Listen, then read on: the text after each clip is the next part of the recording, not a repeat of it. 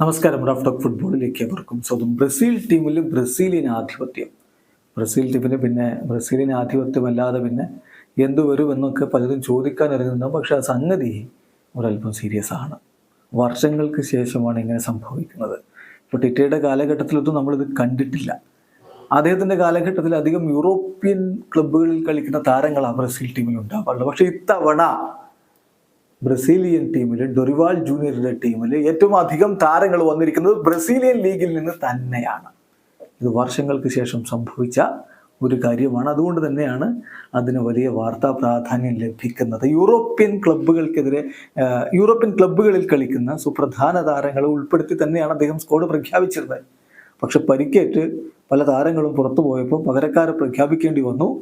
അതിൽ ബ്രസീലിയൻ ലീഗിൽ നിന്ന് താരങ്ങൾ കൂടുതൽ വരുന്നു. ഫൈനൽ റിസൾട്ട് എന്താണെന്ന് വെച്ചാൽ ഈ മാസം ഇംഗ്ലണ്ടിനെയും സ്പെയിനിനെയും നേരിടാനുള്ള ബ്രസീലിയൻ സ്ക്വാഡിൽ ഏറ്റവും അധികം താരങ്ങളുള്ളത് ബ്രസീലിയൻ ലീഗിൽ നിന്നാണ്.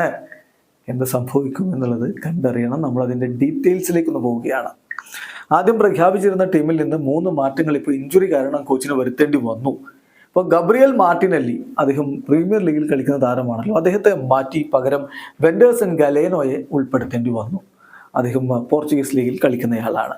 മാർക്കിനോസ് ലീഗ് 1 കളിക്കുന്ന താരമാണല്ലോ, അദ്ദേഹത്തിന് പരിക്ക് കാരണം പുറത്തു പോകേണ്ടി വന്നപ്പോൾ ബ്രസീലിയൻ ലീഗിൽ ഫ്ലമിംഗോക്ക് കളിക്കുന്ന ഫാബ്രിസിയോ ബ്രൂണോയെ ഉൾപ്പെടുത്തിയിരിക്കുന്നു.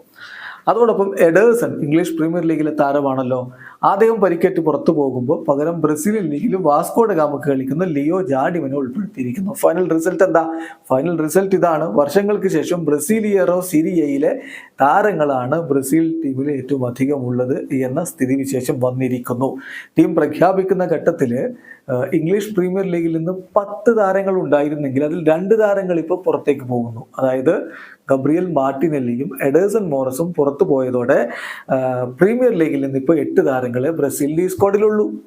അതുപോലെ ഇപ്പോൾ 2 ബ്രസീലിയറോ സീരിയയിലെ താരങ്ങളെ കൂടി ആഡ് ചെയ്തപ്പോൾ, അതായത് ഏറ്റവും പുതുതായിട്ട് വന്ന ഫാബ്രിസിയോ ബ്രൂണോ അതുപോലെ ലിയോ ജാഡിം എന്നിവരെ കൂടി ഉൾപ്പെടുത്തുമ്പോൾ ബ്രസീലിയറോ സീരിയയിൽ നിന്ന് 9 താരങ്ങൾ ഈ ഒരു സ്ക്വാഡിൽ വരുന്നു എന്നുള്ളതാണ് പ്രധാനപ്പെട്ട കാര്യം. സീരിയയിൽ നിന്ന് റഫേല്, ബെൻഡോ, ലിയോ ജാഡിം, മൊഴീലോ, Fabricio Bruno, Ayrton Lucas, Andre, Pablo Maia, Endrick, ഇങ്ങനെ 9 താരങ്ങളെ ഉൾപ്പെടുത്തിയിരിക്കുന്നു എന്ന് ശ്രദ്ധിക്കുക. ഏറ്റവും അധികം താരങ്ങൾ ഇപ്പോൾ ബ്രസീൽ ടീമിലുള്ളത് ബ്രസീലിയറോ സീരിയയിൽ തന്നെയാണ്. ഇതിലെന്താണ് അത്ഭുതം എന്ന് വെച്ചാൽ, അത്ഭുതമാണ്. കുറെ കാലങ്ങൾക്ക് ശേഷമാണ് ഇങ്ങനെ സംഭവിക്കുന്നത്.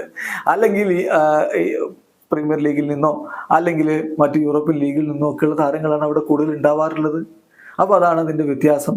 അതുകൊണ്ടാണ് അത് വാർത്താ പ്രാധാന്യമുള്ളതാവുന്നത്. ടിറ്റൊക്കെ ബ്രസീലിയൻ ടീമിനെ നയിക്കുമ്പോൾ അദ്ദേഹത്തിൻ്റെ ടീമിൽ 2 3 അല്ലെങ്കിൽ 1 2 ഒക്കെ സീരിയയിൽ നിന്നുള്ള ബ്രസീലിയറോ സീരിയയിൽ നിന്നുള്ള താരങ്ങളെ ഉണ്ടാവാറുള്ളൂ. ബാക്കിയൊക്കെ യൂറോപ്പിൽ നിന്ന് അവരെ ഇപ്പോൾ നേരെ മാറിയിരിക്കുന്നു. എന്തായാലും നോക്കാം നമുക്ക്. ഏറ്റവും അധികം താരങ്ങളുള്ളത് ബ്രസീലിയറോ സീരിയയിൽ നിന്ന് 9 താരങ്ങൾ, പ്രീമിയർ ലീഗിൽ നിന്നുള്ളത് 8 താരങ്ങൾ, ലാലിഗയിൽ നിന്നുള്ളത് 5 താരങ്ങളാണ്. അതുപോലെ പോർച്ചുഗീസ് ലീഗിൽ നിന്ന് ഇപ്പോൾ 2 താരങ്ങളുണ്ട്. ഇറ്റാലിയൻ സീരിയയിൽ നിന്ന് 1 താരം, ലീഗ് 1 നിന്ന് 1 താരം. ഇതാണ് ബ്രസീലിലെ പുതിയ സ്ക്വാഡിലുള്ളത്. വീഡിയോ അവസാനിക്കുന്നു. ഫുട്ബോൾ ലോകത്തെ കൂടുതൽ വിശേഷങ്ങളുമായി റാഫ് ടോക്സ് എത്താം.